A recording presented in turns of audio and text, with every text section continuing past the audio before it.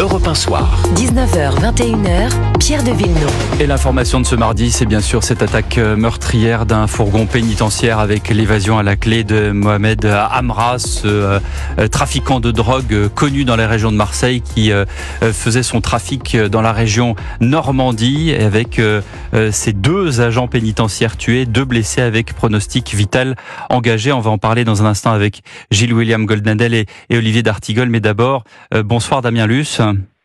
Bonsoir. Merci d'être en direct. Vous êtes secrétaire régional du syndicat FO Justice. C'est justement cette région-là que vous connaissez bien. C'est là où vous êtes et c'est de là que provenaient ces 2 agents et ces 2 autres qui sont toujours, rappelons-le, entre la vie et la mort. L'heure est bien sûr au recueillement.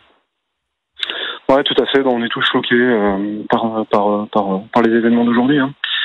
C'est horrible. Tristesse ou colère ? Tristesse et la colère commence à arriver. Vous êtes en colère contre quoi, Damien Luce ? En colère contre quoi ? En colère parce que deux collègues sont décédés. C'est pas normal, c'est pas logique. En colère parce qu'il va y avoir énormément de tristesse et de souffrance de la part des familles. C'est révoltant en fait. Ces 2 agents-là, vous les connaissiez ? Vous savez, la pénitentiaire, c'est une petite famille. Alors, on se croise souvent sur les établissements. Et de par leur mission, c'est des collègues qui vont sur plusieurs établissements. Donc, on a souvent croisé les collègues. Donc, et puis même si je les connaissais pas, je trouve ça. Moi, j'ai une pensée vraiment émue pour leur famille, pour les collègues qui bossent avec eux. Voilà, on est en deuil. La pénitentiaire est en deuil aujourd'hui. L'un d'eux laisse bien sûr sa femme et ses enfants orphelins. L'autre, sa femme était enceinte, il me semble, d'un bébé. Je souhaite pas communiquer sur ces éléments-là. Je trouve que ce serait pas décent. C'est le ministre de la Justice qui a communiqué sur eux et effectivement on. Non, mais je comprends les questions qu'on peut poser. Je l'entends.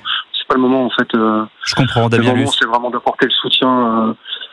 Le soutien aux collègues, le soutien aux familles, et je pense que c'est des moments où il faut réfléchir, avoir des réflexions et puis prendre la mesure de la gravité de ce qui s'est passé.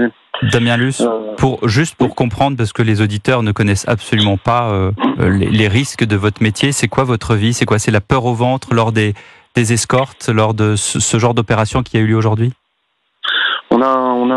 C'est un métier qui n'est pas anodin, ça je vous rejoins sur ce métier, vraiment pas anodin.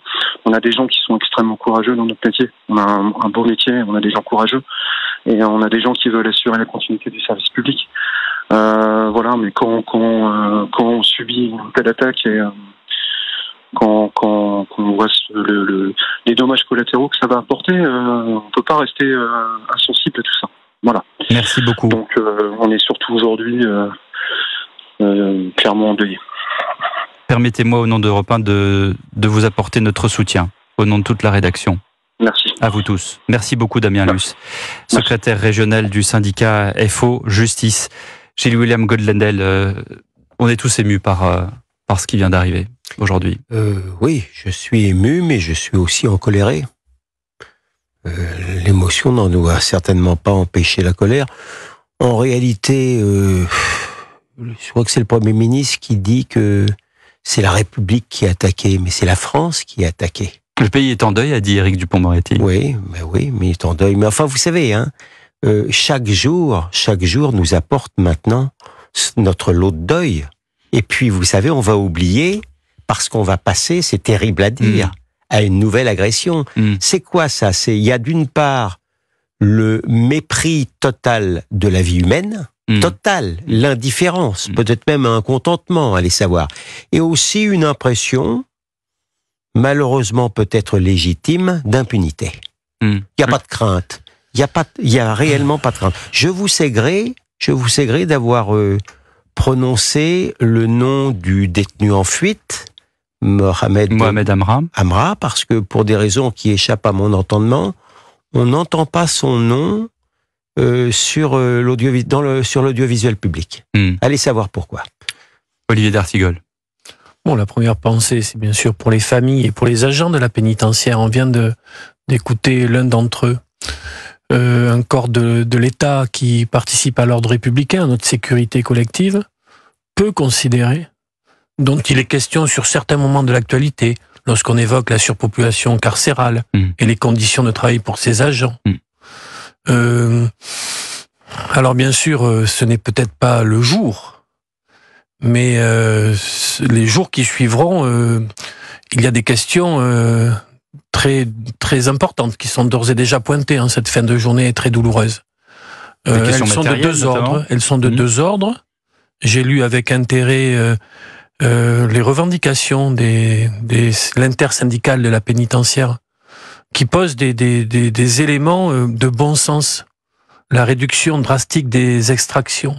Est-ce que la visioconférence sur certains moments, le fait que des magistrats puissent se déplacer, limiter le risque. Le parc de voitures est totalement inadapté parce qu'on a en face de nous une situation de guerre avec une ultra-violence, une sauvagerie, une barbarie et une puissance avec des armes à feu de guerre. Oui, des armes de guerre face à des armes de poing. Et puis, c'est concomitant au dépôt par les sénateurs d'un rapport dont il faudra ne pas le mettre dans un placard sur le narcotrafic et le narcoterrorisme lié au trafic des armes. Et nous serons avec Jérôme Durin tout à l'heure à 20h10 justement, le sénateur en question. Qui est le président de cette commission, ou le rapporteur. En tout cas, il donne une série de préconisations très précises qu'il faudra mettre en œuvre.